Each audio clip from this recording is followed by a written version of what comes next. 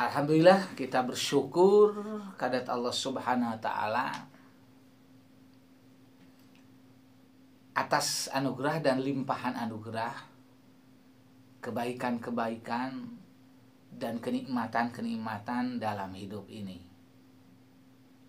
Sebagai tanda syukur, tidak lain kita terus menggunakan kehidupan ini dengan sebaik-baiknya untuk memaksimalkan diri, mencerahkan diri, bahkan kalau mampu selain mencerahkan diri, juga mampu mencerahkan orang-orang yang ada di sekitarnya. Maka salah satu cara yang paling jitu, tanda syukur kita kepada Allah Subhanahu wa taala adalah bagaimana kita mengisi hidup ini dengan senantiasa melakukan kebaikan dan kebaikan. Nah, setiap orang mampu mengapresiasi, menghargai satu kebaikan. Namun ketika harus menjelaskan mengapa kita perlu melakukan kebaikan tersebut, nah kadang-kadang punya alasan tertentu orang itu. Bahkan alasan antara satu dengan yang lain itu berbeda dan bertolak belakang. Nah, ada orang yang berpendapat kebaikan itu adalah satu hal yang penuh cinta dan kepedulian yang dilakukan tanpa sadar. Mengapa? Karena setiap manusia dianugerahi rasa cinta dan kepedulian. Bahkan kata pujangga mengatakan cinta itu anugerah. Manusia hidup tanpa cinta akan tidak mampu hidup dengan bahagia. Maka tak kalah seseorang melakukan kebaikan dengan penuh cinta sebagai rasa cinta yang terdalam di dalam dirinya, dia akan melakukan kebaikan itu dengan nyaman, dengan bebas. Bahkan ada sesuatu yang mendorong di dalam dirinya untuk termotivasi melakukan kebaikan-kebaikan. Semakin dia sering melakukan kebaikan, semakin nyaman, bahagia, dan terus energinya itu semakin besar melakukan kebaikan tersebut.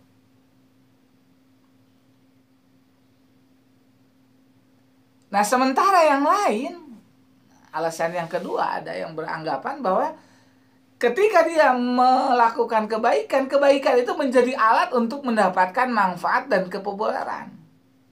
Bahkan tidak segan-segan kebaikan itu dilakukan dengan ada maksud-maksud tertentu. Udang di balik batu. Orang membantu dengan harapan orang itu membalas terhadap bantuan kita.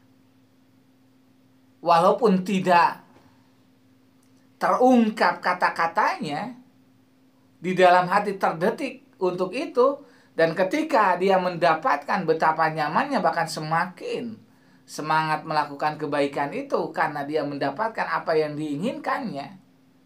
Tetapi ada juga kemungkinan ketika dia melakukan kebaikan, mengharapkan balasan dari orang lain, tak kala dia tidak mendapatkan balasan itu, akhirnya kadang-kadang motivasi untuk melakukan kebaikan itu dengan seketika akan hilang.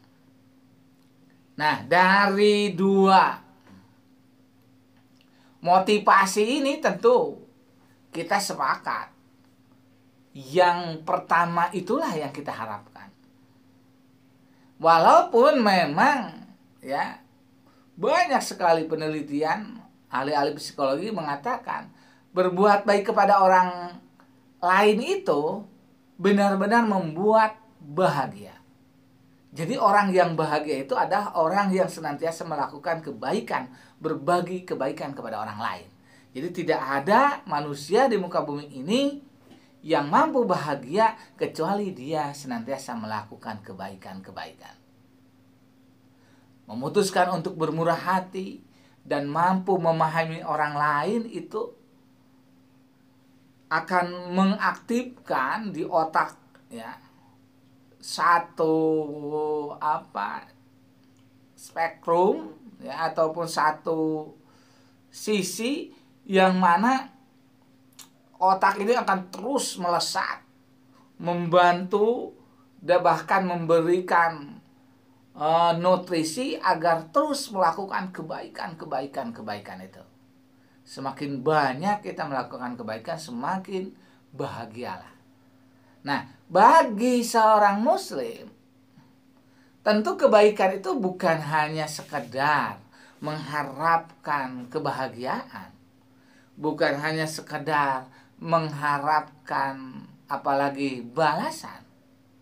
Ada sisi penting lagi, bahwasanya semua perilaku kita, bahkan apa yang terdetik di dalam hati ini, hendaklah didasari dengan niat karena Allah, tulus ikhlas karena Allah. Jadi tak kala dia melakukan kebaikan, ya, dengan dorongan rasa peduli dan cinta kasih yang ada di dalam dirinya untuk mendapatkan kebahagiaan, dilandasi niatnya karena Allah, maka jelas kebahagiaannya itu pun dapat, dan pahala kebaikannya pun pasti dapat di sisi Allah Subhanahu wa ta'ala. Ini keberuntungan bagi orang-orang yang beriman. Maka dia tidak akan pandang bulu untuk melakukan kebaikan itu. Bahkan tidak melihat situasi kondisi. Ya, mau dalam keadaan bahagia, kaya, makmur, ya, sehat, atau sebaliknya dalam keadaan miskin, terjepit, dalam keadaan sakit, bisarra wa dharra, ya, tetap istiqomah, ya, bagaimana dia mengisi kehidupan ini untuk senantiasa, ya, berbuat kebaikan, amal soleh, ya, untuk mengharapkan ridho dari Allah Subhanahu wa ta'ala. Dan niat karena Allah ini, Iwan yang berbahagia, justru energi utama yang akan memberikan nutrisi kebahagiaan yang berlipat ganda bagi orang yang beriman itu. Mengapa tak kala kita hanya berserah diri kepada Allah Subhanahu wa ta'ala, hanya mengharapkan ridho Allah Subhanahu wa ta'ala, tujuannya hanya Allah Subhanahu wa ta'ala, di sanalah potensi, ya, power yang sangat dahsyat akan muncul di dalam diri, dan jelas nutrisi kebahagiaan itu terus bertambah dan tidak akan berkurang, karena di sanalah sumber kebahagiaan itu. Nah, maka bagi orang-orang yang beriman, jelas, ya, panduan hidup agar mendapatkan kebahagiaan dalam kehidupan ini adalah senantiasa mentaati segala perintah Allah, menjauhi apa yang dicegahnya, dan senantiasa melakukan kebaikan ataupun amal-amal soleh. Di sanalah, ya, caranya agar kita bahagia dalam hidup, selamat dunia dan di akhiratnya. Nah, Iwan yang berbahagia dan memuliakan Allah, sampai-sampai, Masya Allah, saking pentingnya kita melakukan kebaikan, kata baginda Rasul, at-tabassum shadaqah. Walaupun hanya dengan muka mimik yang mencerahkan, ya, menampilkan senyuman, muka yang cerah, muka yang indah, itu termasuk sedekah, termasuk kebahagiaan. Coba kalau misalkan Iwan semuanya bertamu kepada seseorang yang punya rumah sudah cemberut, ya, padahal kita mau ngasih sesuatu bukan minta, sudah mood kita itu akan hilang, bahkan kurang, mungkin langsung ngasihkan apa yang kita ingin kasihkan, tetapi setelah itu malas untuk datang lagi. Atau ada kemungkinan juga mau ngasih sesuatu karena melihat penerimaannya tidak jadi. Ya, karena dianggapnya setiap orang yang datang ke rumahnya minta bantuan dan sebagainya. Tetapi kalau kita bertamu kepada seseorang, terlihat senyuman, penerimaannya yang baik, wah nyaman sekali. Yang tadinya kadang-kadang kita tidak berniat memberi sesuatu, akhirnya termotivasi, begitu pulang membalas kebaikan-kebaikan itu. Dan itulah ya ciri orang-orang yang beriman. Kepada orang lain kita senantiasa melakukan kebaikan, tak kala ada orang lain melakukan kebaikan, kita pun membalasnya kebaikan itu. Minimal sama ya seperti kebaikan yang kita terima, bahkan kita berusaha melipat gandakan kebaikan-kebaikan tersebut sebagai rasa terima kasih dan bersyukur kepada Allah Subhanahu wa taala. Nah, iwan yang berbahagia dan yang memuliakan Allah, maka ya, orang-orang yang beriman itu jelas seharusnya dan memang semestinya hidupnya akan senantiasa diliputi kebahagiaan, kenyamanan dalam hidup ini. Jadi kalau ada orang yang mengatakan saya beriman, saya sudah melakukan perintah Allah tetapi masih tidak merasakan kebahagiaan, patut dipertanyakan sejauh mana ketulusannya dalam hidup ini. Sejauh mana ya niat-niat atau dorongan-dorongan dari apa yang kita lakukan itu. Jangan-jangan apa yang kita lakukan walaupun kelihatannya perbuatan-perbuatan baik, niatnya bukan karena Allah. Niatnya yang salah, ingin mengharapkan ya ataupun ingin mendapatkan sanjungan dari orang lain, pujian dari orang lain, atau hanya sekedar mendapatkan sesuatu yang bersifat duniawi, harta kekayaan, jabatan, perhatian, senyuman, dan berbagai hal yang justru bertentangan dengan ketulusan yang seharusnya kita lakukan di dalam hati ini.